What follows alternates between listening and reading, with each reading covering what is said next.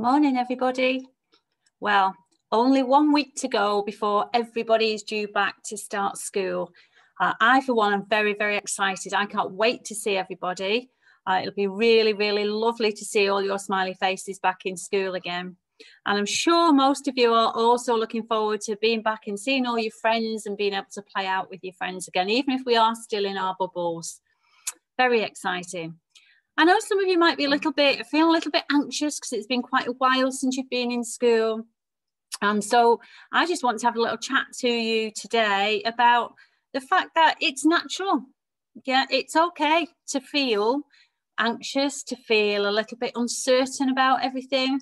That's quite normal. Everybody feels a little bit like that, and some people more than others. But it's important to remember that what we say and what we do can make a big difference. Our actions do actually matter. So we've got to have what's called self-belief, and that's a belief in ourselves, because we've all got different strengths and we can all draw on our own strengths in times of challenge like now. So having self-belief is not just about feeling good about yourself. It's partly that, but it's having like an inner confidence to believe that you can make a difference. So the things you say and the things you do can make a big difference to other people. And that can also then help us to feel a bit less stressed sometimes and a bit able to manage situations as they come up. So I'm going to read you a little story. I'm sure you will have heard this story before because it's from Aesop's Fables, and it's called The Hare and the Tortoise. And this is about somebody who had immense self-belief in themselves. I'll show you the picture first, whether you can see that very well. Okay, the picture of the hare and the tortoise. The day that Tortoise challenged Hare to a race, all the animals laughed so hard that their tummies ached. But Tortoise was fed up with Hare whizzing round him all the time, teasing him about how slow he was.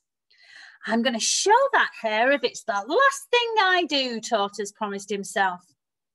Hare thought that Tortoise's little joke was extremely funny, for that's all Hare thought it was, a big joke. Hare never expected that Tortoise would actually go through with his mad idea.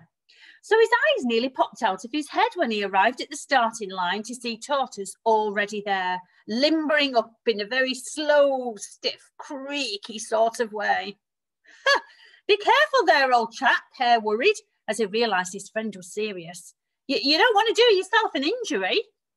Don't worry about me, replied Tortoise. You should be working out how you're going to beat me. You won't see me for dust. A huge crowd of animals had gathered to watch the race, and they all cheered and clapped and jumped up and down at Tortoise's bold remark.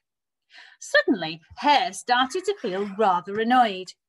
All right then, if that's the way you want it, he snapped. I was going to give you a head start, but obviously you won't be needing one. No need, breezed Tortoise, although his little heart was pumping like mad inside his shell. This one to the windmills, the winner. Hare peered into the distance. The windmill was 3 fields away. He could get there in under a minute without even losing his breath. But surely it would take Tortoise all day to reach there.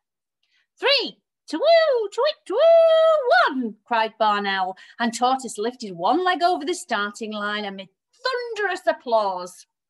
Stunned Hare watched in amazement as Tortoise began to crawl slowly away. Well, you have to land it to Tortoise, Hare thought, seeing the funny side of things again. He's certainly got a good sense of humour and a lot of guts. Hare sat down next to the starting line under a shady tree. It was a beautiful sunny day, and it was very pleasant to sit there in the dappled light, watching Tortoise amble peacefully into the fields. Hare's eyes shut, and his head drooped before he even realised he was sleepy.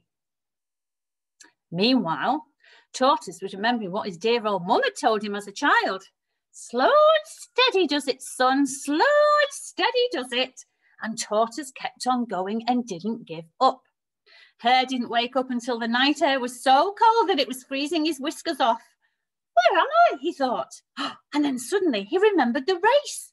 Hare leapt to his feet and squinted into the moonlight, but there was no sign of Tortoise. All at once he heard a faint sound of cheering coming from a long way off, and he saw tiny dark figures jumping up and down around the windmill. Surely not, gasped Hare, and shot off over the fields like an arrow. He arrived at the windmill just in time to see all the animals hoisting Tortoise, the champion, on their shoulders. And of course, after that, Hare never ever teased his friend about being slow again. Brilliant story. I love that story. So sometimes the challenge might seem incredibly difficult, but if we use our strength to the best of our abilities and keep trying and never give up, we'll get there. In the story, there were some things the tortoise could control, and then there were other things that he couldn't. So he couldn't control what the hare said, what the hare did, or how fast the hare could run, but he could control how he behaved towards the hare and how he planned and practiced for the race and tried his very, very best. Sometimes things happen that are just out of our control, and they can make us feel big emotions like helplessness, or sometimes we might be afraid or very anxious, nervous about things. And recently we've had no control over things like the government saying that all schools have to close, the virus spreading, how other people have behaved. We don't have control over that, but we can control other things. So over the past week, we've seen lots of people who've volunteered to help one another. We've seen people using their skills to do different things to help people, like baking cakes or delivering things to people who can't get out. I'm thinking about ourselves learning new skills. Some of you might have learned how to bake cakes, how to tie your shoelaces. I know Thea's been learning how to tie her shoelaces. Reading new books, doing different exercises, all kinds of different things that we can do. So if you have a little bit of paper at home, it'd be lovely if we could make some kind of a school paper chain. And if you write on a little piece of paper one of your strengths, something that you know you're good at, and if we all do that and link it all together, we'll have a huge Earlham Primary School paper chain of all the fantastic things that we can do.